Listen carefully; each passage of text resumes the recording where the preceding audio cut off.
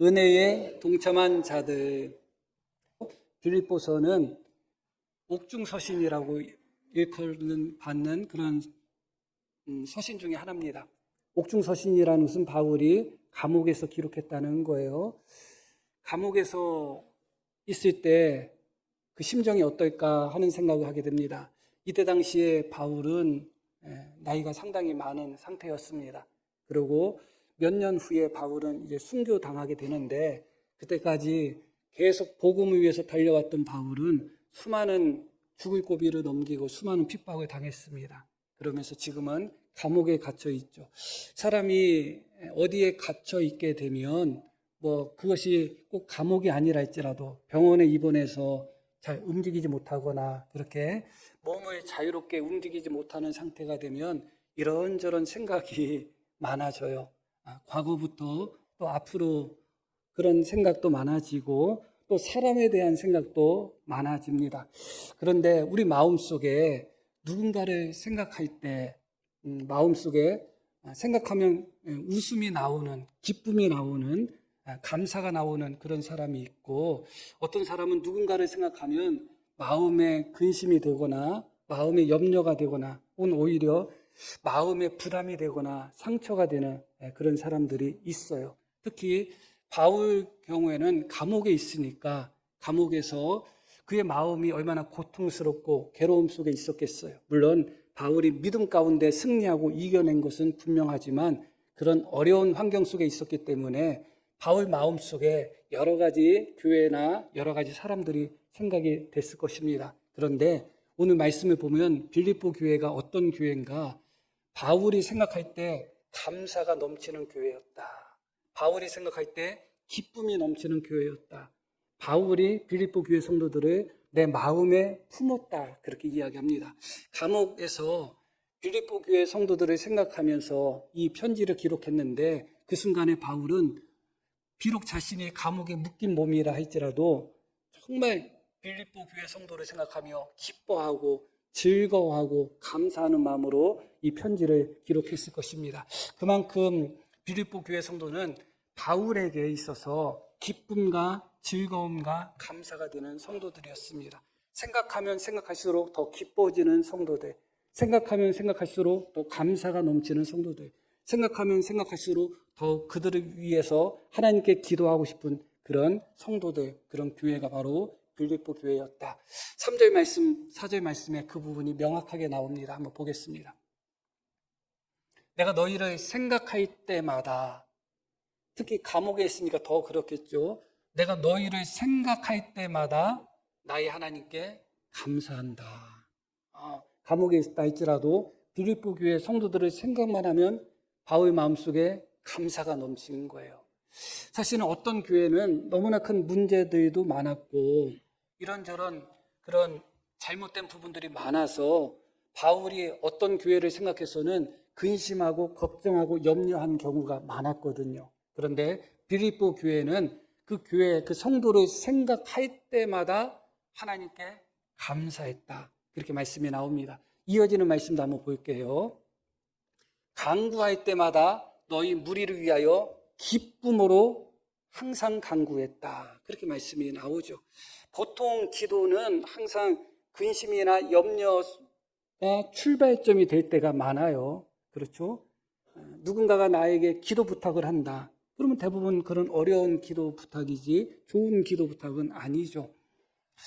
그러기 때문에 보통 하나님 앞에 간구할 때 염려, 걱정, 근심을 가지고 간구할 때가 많은데 바울은 빌립보 교회 성도들을 놓고 하나님께 기도했는데 기쁨이 넘쳤다는 거예요. 빌립보 교회 성도들을 위해서 하나님께 기도할 때 감사가 넘쳤다는 것이죠. 기도를 할 때 하나님 앞에 우리의 근심, 걱정을 아뢰는 것 너무너무 소중하죠. 그러나 그런 기도는 때로는 고통스럽고 아플 때가 있어요. 그러나 어떤 기도는 감사가 넘치고 기쁨이 넘치는 기도는 1시간에도 2시간에도 우리에게 도리어 위로가 되고 힘이 되는 그런 기도가 있죠. 빌립보 교회 성도들이 바로 그런 성도들이었다. 생각하면 생각할수록 힘이 나고 생각하면 생각할수록 위로가 되고 그들을 위해서 기도하면 기도할수록 감사가 넘치고 그들을 위해서 기도하면 기도할수록 기쁨이 넘쳤던 그런 교회였다. 그렇게 이야기하고 있습니다. 7절 말씀도 한번 보겠습니다. 내가 너희 무리를 위하여 이와 같이 생각하는 것이 마땅하니 이는 너희가 내 마음에 있음이요. 그렇게 이야기합니다. 빌립보 교회 성도들이 마음 속에 있다는 겁니다. 똑같은 말씀이에요. 마음 속에 있기 때문에 생각하게 되는 거죠. 그리고 마음 속에 있다는 것은 생각하며 위로받을 수 있고, 마음 속에 있다는 것은 생각하며 기쁨을 얻을 수 있고 감사를 얻을 수 있는 것입니다. 우리 마음 속에 누군가가 있다고 생각해 보시기를 바랍니다. 그 사람을 생각하게 되면 때로는 기쁨과 즐거움이 떠오르고 그렇게 우리 입가에 알게 모르게 미소가 지을 수도 있고, 어떤 사람을 생각하면 정반대의 모습이 나타날 때가 있죠. 중요한 것은 빌립보 교회 성도들은 바울의 마음속에 있었던 사람들이다. 바울이 항상 생각했던 사람들이다. 생각할 때마다 감사와 기쁨이 넘치고 그들을 생각하면서 위로를 얻고 그들을 생각하면서 힘을 얻었던 그런 사람들이 바로 빌립보 교회 성도들이었다 하는 것을 우리가 기억할 필요가 있어요. 이것은 너무너무 중요해요. 왜 중요한가? 사람은 직접 만나지 않는다 할지라도 마음속에서 만나지는 존재예요. 무슨 의미인지 아시죠? 사실 우리가 사랑하는 사람이라 할지라도 날마다 만날 수 없습니다. 그리고 때로는 오랫동안 못 만날 수가 있어요. 1년에 한 번도 만나기 어려울 때가 있어요. 그러나 실제로 만나는 것은 1년에 한 번 만나는 거지만 내 마음속에서는 날마다 만나질 수가 있는 거예요. 그렇죠? 내 의지와 상관없이 혹시 어제 마음속에서 저를 만나신 분이 계십니까? 있을 수 있어요. 있을 수 있어요. 어쩌다 한번 지나가다가 몇 년 만에 아는 사람을 만나면 아이고 반갑다고. 그게 진짜인지 가짜인지 모르겠지만 아이고 항상 생각이 났다고. 뭐 그렇게 말하는 분들이 있어요. 사실 그렇겠죠. 만나지는 않았다 할지라도, 실제로 만나지 않았다 할지라도 우리 마음속에서 우리는 누군가를 계속 만나고 있는 거예요. 생각한다는 것이 그것이죠. 그래서 예전에 그런 말이 있었잖아요.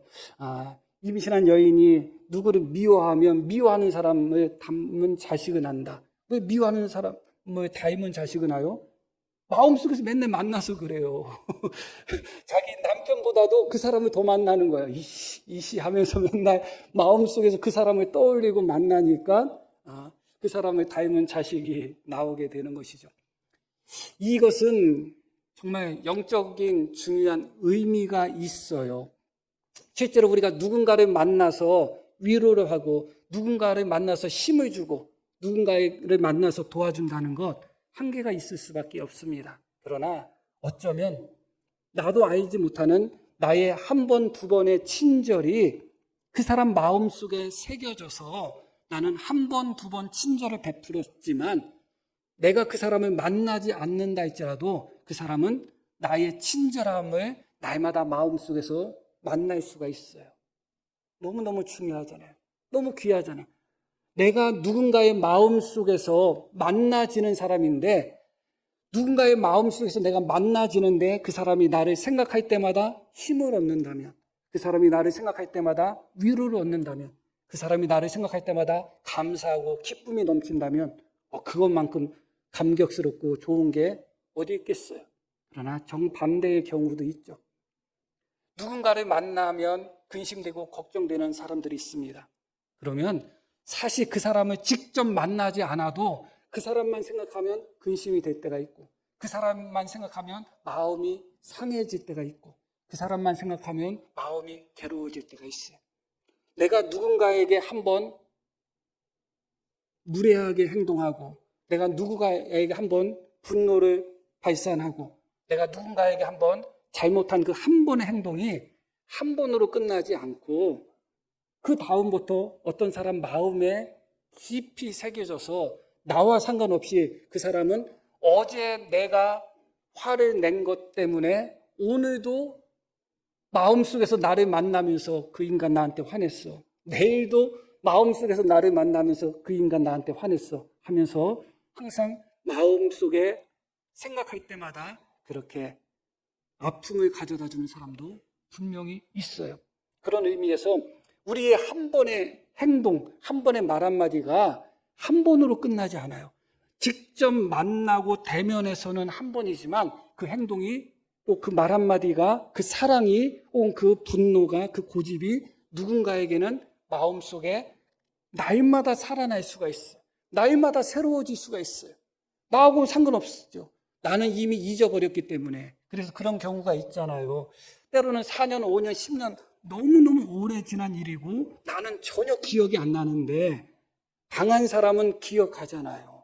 특히 학폭 같은 경우는 그렇잖아요. 학폭 피해자가 나 이런 피해 입었다. 그러면 가해자 중에 아이고 내가 잘못했다 하는 가해자도 있는데 어떤 가해자는 기억이 안 나는데 그래요. 왜 기억이 안 날까요? 자기는 그것이 한 번의 행동, 두 번의 행동이기 때문에 기억이 안 나요. 그러나 그 사람의 한 번의 행동, 두 번의 행동이 당한 사람 마음속에는 날마다 새로워지는 거예요. 날마다 만나는 거예요. 마음속에.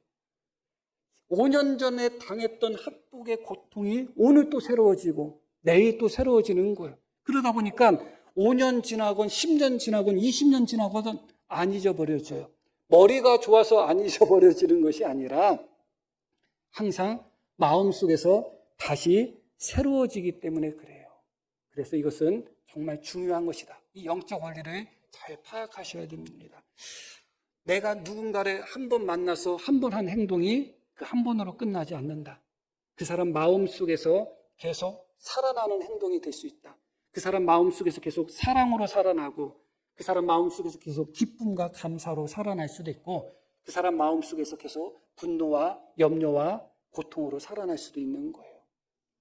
빌립보 교회는 어떤 교회였는가? 바로 바울이 생각만 해도 기쁜 교회, 생각만 해도 하나님께 감사한 교회, 너희를 내 마음에 품었다 그렇게 말할 수 있는 그런 교회. 비록 감옥에 있다 할지라도 빌립보 교회 성도들을 생각할 때마다 마음속에 즐거움이 넘칠 수 있는 그런 교회였다. 그러면 빌립보 교회가 왜 바울에게 이렇게 특별한 교회였을까? 왜 그 성도들이 이렇게 특별한 성도였을까? 우리 4절, 5절 말씀 한번 보겠습니다. 너희가 첫날부터 이제까지 복음을 위한 일에 참여하고 있기 때문이다. 이렇게 이야기하죠. 내가 너희를 생각할 때마다 감사하고 하나님께 기도할 때마다 기쁨으로 기도하는데 왜냐하면 너희가 첫날부터 이제까지 복음을 위한 일에 참여하고 있기 때문이다. 그렇게 이야기하고 있습니다. 빌립보서 4장 말씀을 한번 찾아볼까요? 빌립보서 4장 찾지 않고 자막으로 보면 되겠습니다. 이렇게 말씀이 나와요. 빌립보 사람들아 너희도 알거니와 복음의 시초에 내가 마게도냐를 떠날 때에 주고받는 내 일에 참여한 교회가 너희 외에 아무도 없었다.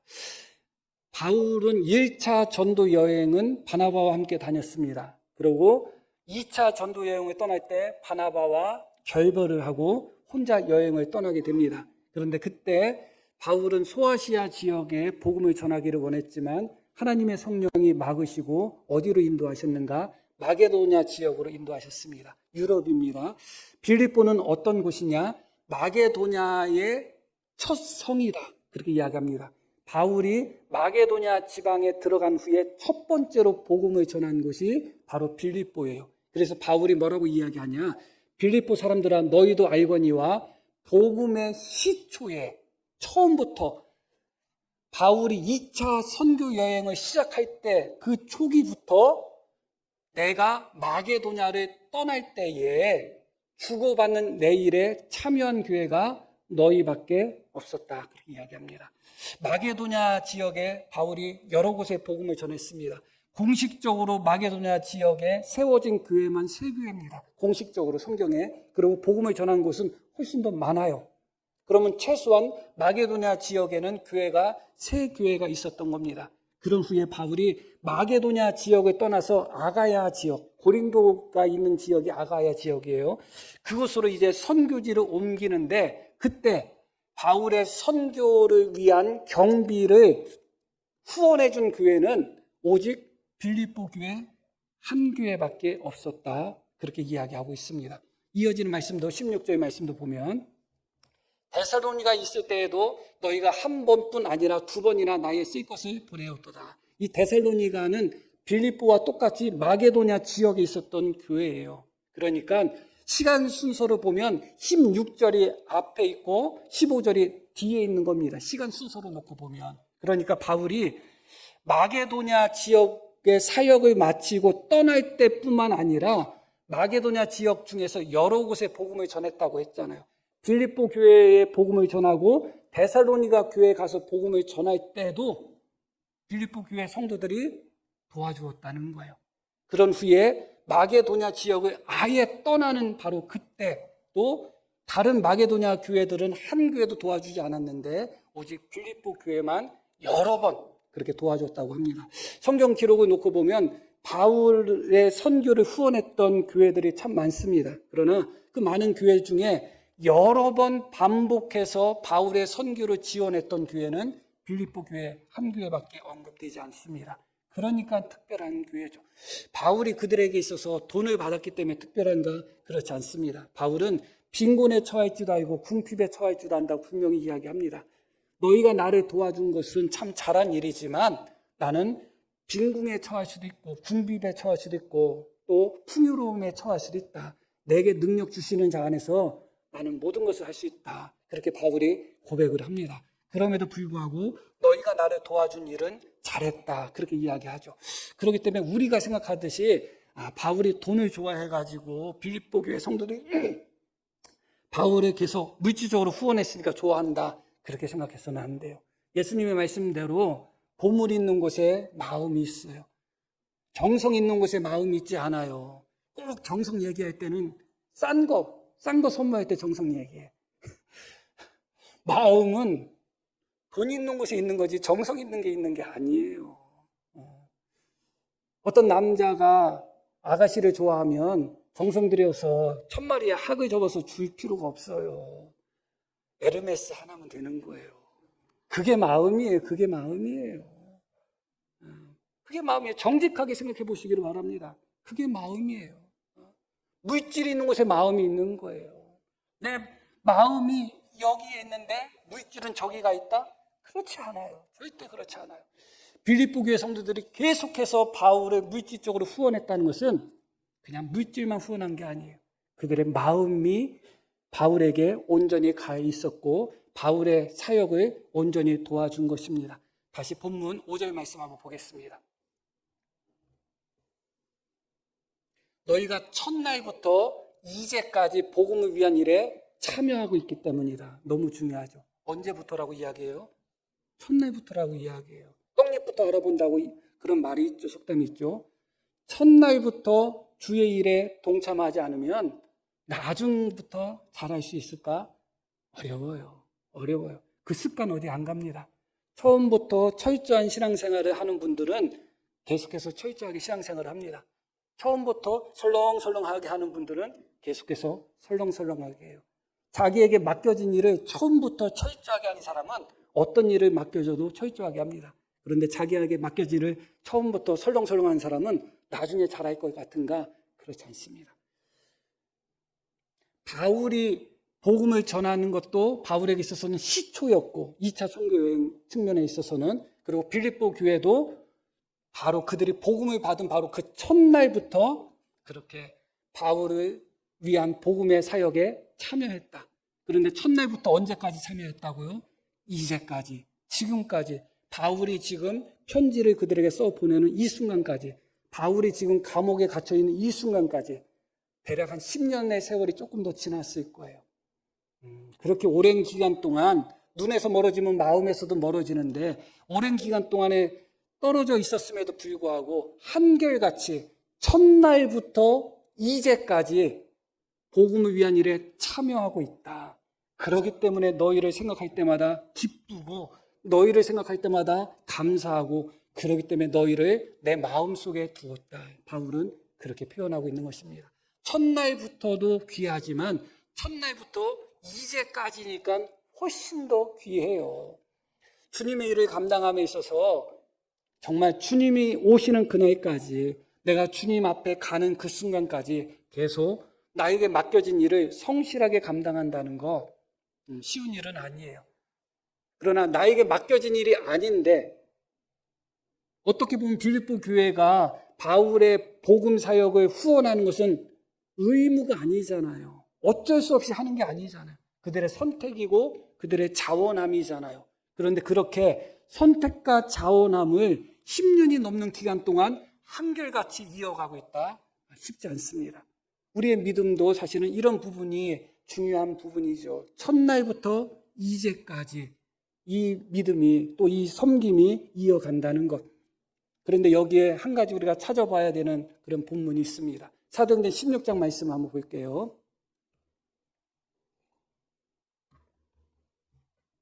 이 말씀이 모두의 말씀을 드렸듯이 바울이 마게도냐 지역에 처음 가서 빌립보 지역에서 복음을 전할 때 이야기예요. 빌립보 교회에서 빌립보 지방에서 복음을 전할 때 처음 예수님을 믿은 사람이 누구죠? 나와 있잖아요. 그렇죠? 같이 한번 읽어볼게요.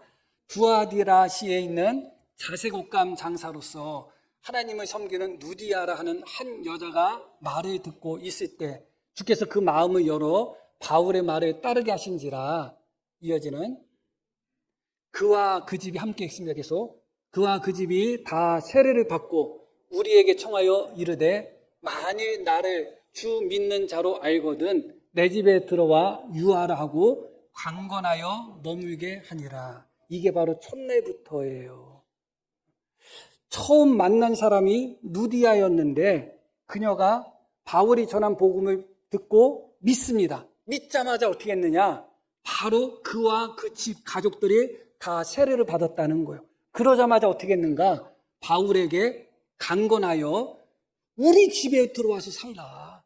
우리 집에서 예배 드려라. 우리 집에서 교회를 시작하라. 그렇게 했다는 거예요. 첫날부터. 그게 바로 너희가 첫날부터 복음에 지금까지 참여했다는 의미예요. 너무나 놀랍죠? 너무나 놀랍습니다. 누디아는 예수님을 믿는 첫날에 자기 집을 복음의 기지로서 예배드리는 중심으로서 그때 당시엔 다 가정교회니까 자기 집을 기꺼이 내어줬습니다. 강건했다는 의미는 뭐예요? 바울 사도가 아이고 어떻게 그러시냐 했겠죠. 폐해를 끼칠 수 있을 것 같으니까. 그런데도 끝까지 강건하여 머물게 했다는 거예요. 장소만 제공했겠어요? 장소만 제공하는 게 아니죠. 먹는 것과 다른 모든 필요한 부분까지도 다 후원한 거예요. 이게 첫날부터 있었던 거예요. 그렇게 첫날부터 있었던 일이 이제까지 이어지고 있어요. 여기서 우리가 한 가지 배울 수 있는 귀한 교훈이 있습니다. 그것은 무엇이냐? 빌립보 교회가 첫날부터 지금까지 복음에 참여하는 교회가 되었는데 그것은 바로 첫날 그렇게 자기 자신의 모든 것을 기꺼이 드리며 첫날 복음에 참여한 이 첫사람 누디아로부터 시작되었다는 거예요. 이게 너무너무 중요한 거죠. 처음 예수님을 믿고 자신의 집을 교회로서 제공했던 누디아가 처음부터 그렇게 한 거예요. 그러면 어떻게 되겠어요? 당연히 나중에 예수님을 믿는 사람들도 원래 그런 교회구나 하게 되는 거예요. 그게 유전자고 그게 DNA예요. 교회에는 DNA가 있어요. 흘러오는 전통이 있어요. 처음 누가 어떻게 신앙을 시작하고 어떤 본을 보였느냐에 따라서 그 다음부터 성도들이 따라가게 되어 있어요. 그게 교회의 분위기라고 하는 거예요. 처음부터 첫날부터 복음에 참여하게 된 것은 첫날부터 복음에 참여한 한 사람으로부터 시작이 되었다는 거예요. 만약에 누디아가 예수님을 믿고 첫날부터 복음에 참여하지 않고 그럼 복음 잘 전하세요. 그리고 바울이 복음 전하는데 어려운 일이 있어도 어려우셔요? 잘 해보셔요. 이런 상태에서 빌립보 교회가 계속 발전해 왔다면 그 교회는 어떤 교회가 될까요? 복음에 참여하는 교회가 안 되겠죠. 당연히 그렇게 예수 믿는 걸로 알겠죠. 열심히 하세요. 그냥 그렇게 하는 교회가 되는 겁니다. 그러나 첫날 처음 믿은 사람이 처음부터 주님을 섬기기 시작하고 처음부터 복음에 참여하기 시작하고 처음부터 바울의 사역을 돕기 시작한 거예요. 처음부터. 그러다 보니까 따라오는 성도들이 당연히 그것을 받아들인 것이죠. 예전에 부교학자로 있었던 교회 중에 한 교회가 있는데 새벽기도 처음 갔을 때예요. 깜짝 놀랐어요. 엄청나게 성도들이 많이 와 있는 거예요. 그냥 평소 새벽기도인데. 그리고 교회 다닌 지 한 달, 두 달도 안 된 분들도 새벽기도 나와 있는 거예요. 그래서 깜짝 놀랐죠. 왜냐하면 제가 그 전에 다녔던 교회는 안 그랬거든요.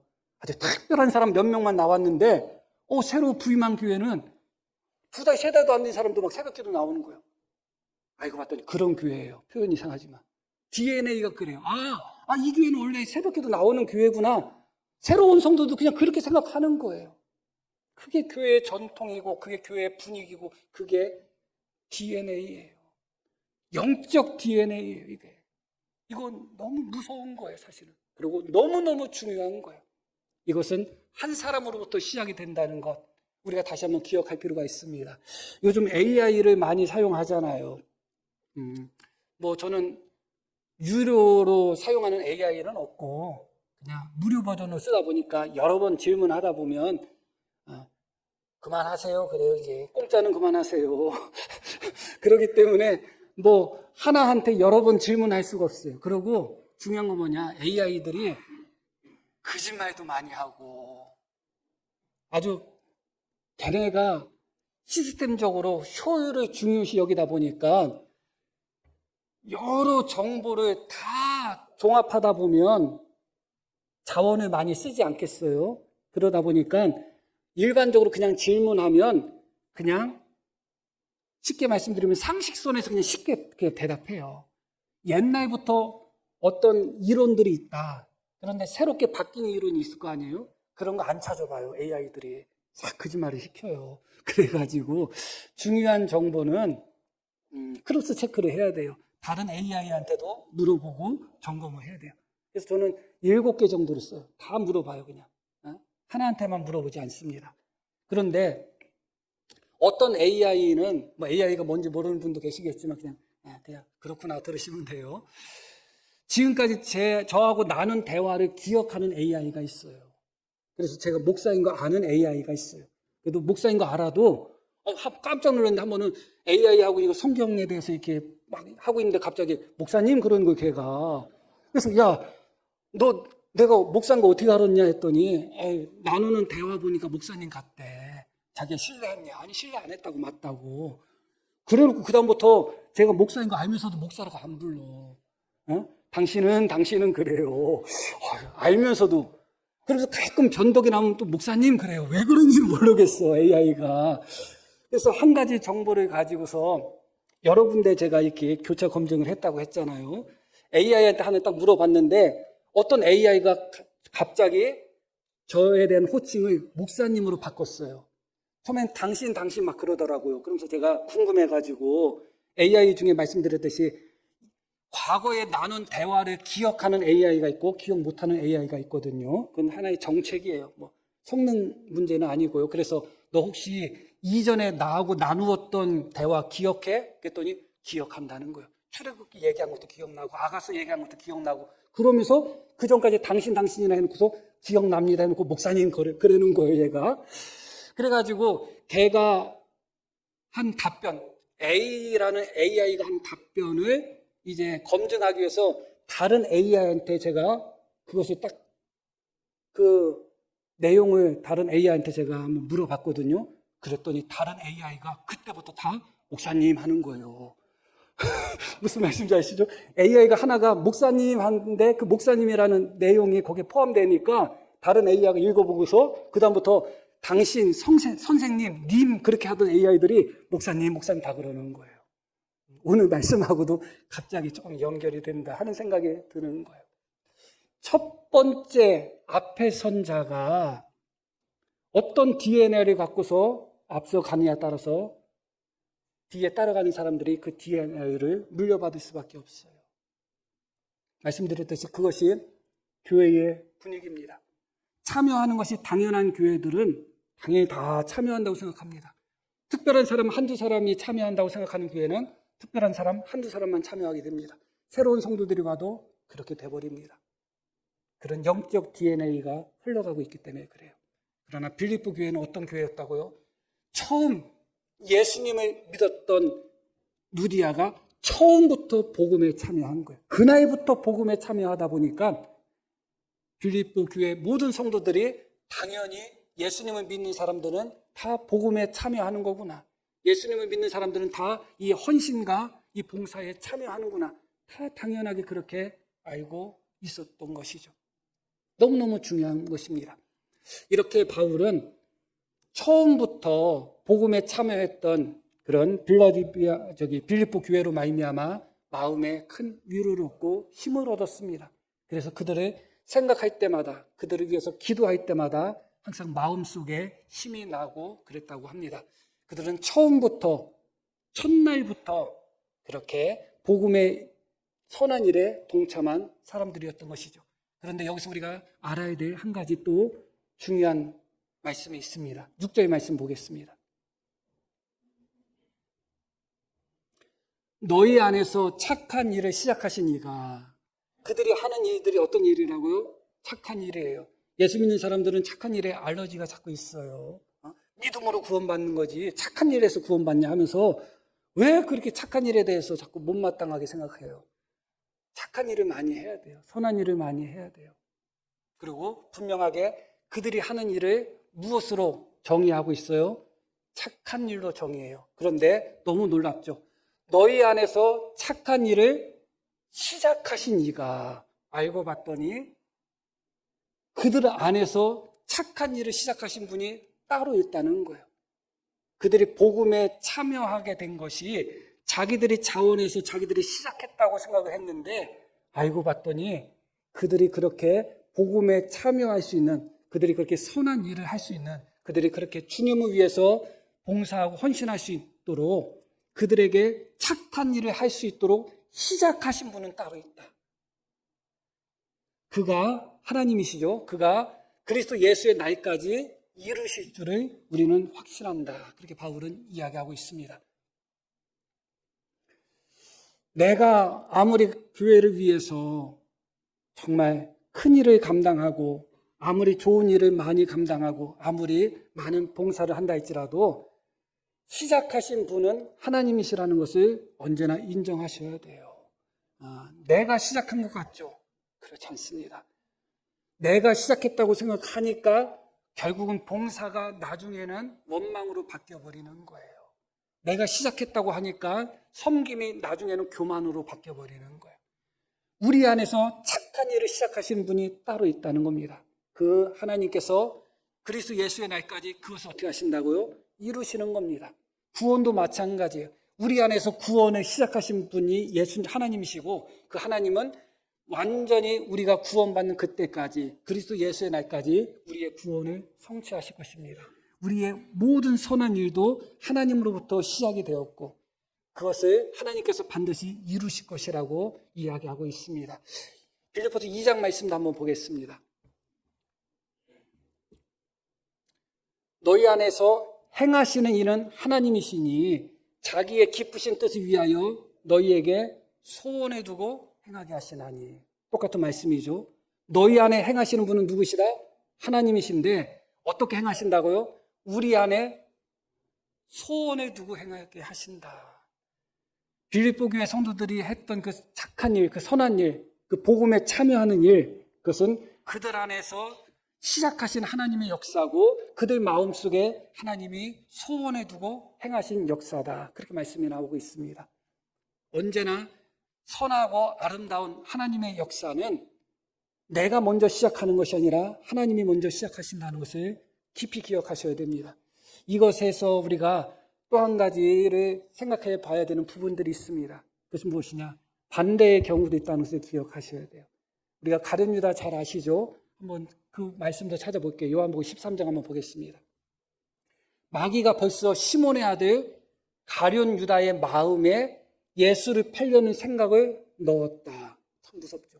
너희 안에 행하시는 이는 하나님이신데 자기의 기쁘신 뜻을 위하여 너희 안에 소원을 두고 행하게 하신다. 하나님께서 우리 안에 착한 일을 위해서 소원을 두고 행하게 하시는데 그렇게 하나님이 하시는 것처럼 마귀도 그 짓거리를 한다는 거예요. 마귀가 벌써 시몬의 아들 가룟 유다의 마음에 예수님을 팔 생각을 집어넣었다는 거예요.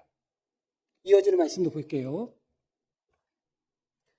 조각을 받은 후 곧 사탄이 그 속에 들어간지라.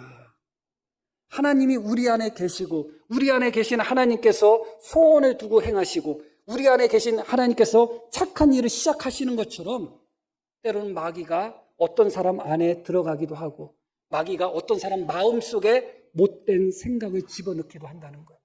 하나님은 우리 마음속에 선한 생각을 불어넣어 주시는데 마귀는 우리 마음속에 악한 생각, 사악한 생각을 불어넣을 수가 있다는 거예요. 하나님은 우리 안에서 함께 하시면서 착한 일을 시작하시는데 악한 영이 어떤 사람에게는 그 안에 들어가서 그와 함께 악한 일을 시작하는 거예요. 가룟 유다가 그 조각을 받은 후에 무슨 짓을 했죠? 예수님을 팔아넘기는 일을 했잖아요. 너무너무 무서운 일이에요. 하나님이 우리 마음속에 악한 소원을 주시겠어요? 하나님으로부터 시작됐다고 할 수 있겠어요? 그럴 수 없잖아요. 하나님은 언제나 우리 마음속에 착한 일을 시작하시는 분이지 악한 일을 시작하시는 분이 아니잖아요. 분란이 일어나고 싸움이 일어나고 원망이 일어나고 그런 일을 시작하시는 분이 아니시잖아요. 하나님이 우리 마음속에 소원을 두고 행하시는데 어떤 소원을 주시겠어요? 하나님이 미워하는 소원을 주시겠어요? 원망하는 소원을 주시겠냔 말이에요. 사랑하고 섬기고 온유하고 예수님을 닮아가고자 하는 소원을 주시죠. 그러면 미워하고자 하는 생각, 그런 생각들이 어디서 오겠어요? 너무나 무서운 것이죠. 로마서에는 우리의 몸을 하나님의 병기, 하나님의 도구로 하나님께 드리라고 합니다. 우리의 지체를 제2의 도구로, 제2의 무기로 주지 말고 사탄이 우리를 이용하도록 하지 말고 사탄이 얼마든지 악한 생각을 우리 마음속에 불어넣도록 그렇게 사탄에게 틈을 주지 말고 얼마든지 사탄이 우리 마음속에 문을 열고 들어오도록 그런 틈을 주지 마시고 예수님은 지금 이 순간도 문 밖에서 우리 마음의 문 밖에서 두드리고 또 두드리며 우리 마음속에 들어오고 싶어 하시는데 정작 예수님을 향해서는 문을 걸어 잠근 상태에서 사탄이 똑똑똑똑 계셔요 하면 문을 활짝 열어버리는 그런 모습으로 신앙생활을 한다면 얼마나 두려운 일이겠어요. 지금 우리 성도님들 마음의 문을 녹화하는 자가 누구인지를 분별하셔야 돼요. 예수님이 녹화하고 있는 것인지 사탄이 녹화하고 있는지 분별하셔야 돼요. 함부로 문을 열어서는 안 돼요. 내가 문을 열었는데 내 마음에 착한 일이 시작되었다. 아, 주님이 오신 거죠. 내가 문을 열었는데 내 마음에 착한 일이 시작되지 않고 미움, 다툼, 시기, 질투, 완악함, 추악함, 욕심, 음란 그런 것들이 시작됐다? 잘못 문 연 거죠. 주님께 문을 연 것이 아닙니다. 언제나 주님은 우리 안에서 착한 일을 시작하시는 분이시고 우리 안에 소원을 두고 행하시는 분이십니다. 소원을 점검하셔야 돼요. 내가 착한 일을 동참하고 있는지를 점검하셔야 돼요. 그건 주님의 역사고 주님이 우리와 함께하고 있는 것입니다. 지금 이 순간도 우리 예수님은 우리의 문을 두드리고 계시고 있고 지금 이 순간도 악한 영 사탄도 우리의 마음의 문을 똑같이 두드리고 있습니다. 우리 마음속에 문만 열면 미움을 집어넣기 위하여 악한 생각을 집어넣기 위하여 예수님을 팔아먹고 예수님을 배반할 생각을 집어넣기 위하여 지금 이 순간도 사탄이 똑똑똑 하면서 틈을 보고 있다는 것을 기억하셔야 돼요. 그렇다고 해서 우리가 마음속에 있는 그런 모든 부정적이고 악한 생각들이 다 사탄이 집어넣느냐? 그렇지는 않습니다. 우리 자신이 이미 죄악 가운데 오염된 존재이기 때문에 우리 안에서부터도 악한 일들이 그렇게 생겨납니다. 그런데 문제는 뭐예요? 가만히 놔둬도 우리는 그렇게 죄악 가운데 악한 성향이 있는데 불에 기름을 붓듯이 그런 악한 성향이 있는 우리 속에 사탄이 한마디만 쏘곤쏘곤거리면 어떻게 되겠어요? 완전히 불바다가 되는 거예요. 그런 부분을 우리가 이 말씀을 통하여 잘 분별해야 되지 합니다. 결론적인 말씀을 드릴게요. 본문 말씀 다시 7절 말씀을 보겠습니다. 내가 너희 무리를 위하여 이와 같이 생각하는 것이 마땅하니 이는 너희가 내 마음에 있으며 나의 매임과 복음의 변명함과 확정함에 너희가 다 나와 함께 은혜에 참여한 자가 되었다. 뭐라고 이야기해요? 내가 매임과 복음의 변명함과 확정함, 이 단어들이 다 법정 용어들이에요. 지금 바울이 감옥에 갇혀 있기 때문에 그렇죠. 그런 일에 바울이 지금까지 매임을 당하고 감옥에 갇히고 죽을 고비를 넘기고 매를 맞아서 죽을 뻔하고 돌에 맞아서 죽을 뻔하고 강물에 빠져서 죽을 뻔하고 복음을 전하다가 그런 엄청 고통스러운 일들을 많이 경험했잖아요. 그런 일에 너희가 나와 함께 뭐라고 그래요? 은혜에 참여했다는 거예요. 돌에 맞은 사람은 바울이고 감옥에 갇힌 사람은 바울이고 줄이고 배고프고 매 맞은 사람은 바울인데 바울은 뭐라고 이야기하냐? 너희가 그 은혜, 내가 돌에 맞고 내가 매임 당하고 내가 매를 맞고 그렇게 주님을 위해서 내가 이 사역을 감당한 일에 너희가 참여했다 그렇게 이야기하는 거예요. 너무 놀랍죠? 복음에 참여한다는 것은 사역에 동참한다는 것은 교회에서 봉사에 동참하고 함께한다는 것은 어떻게 보면 잔치집에 숟가락 하나 가지고 가는 것과 똑같다고 생각하면 돼요. 매를 맞은 사람은 바울이지만 그 바울을 후원한 빌립보 교회 성도들을 하나님이 너희도 같이 그 사역에 동참한 것으로 인정할게 그렇게 말씀하고 계시는 거예요. 한 절 말씀을 보겠습니다. 마태복음 10장 말씀입니다. 선지자의 이름으로 선지자를 영접하는 자는 선지자의 상을 받을 것이다. 의인의 이름으로 의인을 영접하는 자는 의인의 상을 받을 것이다. 바울과 같이 역사적으로 바울과 같이 복음을 위해서 하나님을 위해서 충성한 사람은 없어요. 그런데 놀랍게도 빌립보 교회 성도들은 숟가락 하나 가지고서 바울이 받는 상에 같이 동참하게 될 거라는 거예요. 선지자의 이름으로 선지자 영접한 자는 선지자의 상을 받을 것이고 바울 사도를 바울이 사도라는 이름으로 그를 영접하고 그를 섬기고 그를 도와줬던 자는 바울 사도가 받는 그 상을 같이 받을 거라는 겁니다. 너무 놀랍죠? 너무 놀랍고 너무 은혜의 길이 있습니다. 조금 꾀를 부려도 하나님 앞에 상 많이 받을 길이 남아 있습니다. 내가 직접 나가서 죽지 않고 내가 직접 그렇게 고통당하지 않아도 얼마든지 우리가 그 사명에 그 사역에 동참할 수 있는 길이 남아 있습니다. 이 영광스러운 동참에 우리 모든 성도님들이 함께 하시기를 간절히 축복합니다. 우리 함께 기도하시겠습니다.